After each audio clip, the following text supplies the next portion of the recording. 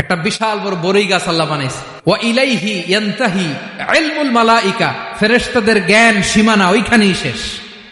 এর উপরে কি হয় ফেরেশতারা আর জানে না। ফেরেশতাদের ক্ষমতা এখানে শেষ।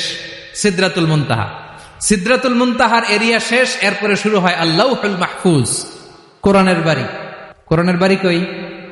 বাল হুয়া কুরআনুম মাজিদ ফি, এটা মিন দুররাতিন বাইদা, সাদা ঝকঝকে ডায়মন্ড দিয়ে আল্লাহ বানাইছে। আমাদের সবার তাকদীর, ভাগ্যলিপি ওইখানে লেখা, কি হবে না হবে। কোরআনের বাড়ি ওইটা, ওইটা শেষ। এরপরে শুরু হয় লা জামান লা মাকান এরিয়া। ওইখানে কোনো জামান নাই, মাকান নাই, no time no space area শুরু। ওইখানে কুরসি, যেখানে আল্লাহ পা রাখেন বা কুদরতি পা রাখেন। বড় রাজা বাদশারা সিংহাসনে বসে, পা রাখে একটা টেবিলের উপর, শাহী টেবিল, ওইটার নাম কুরসি।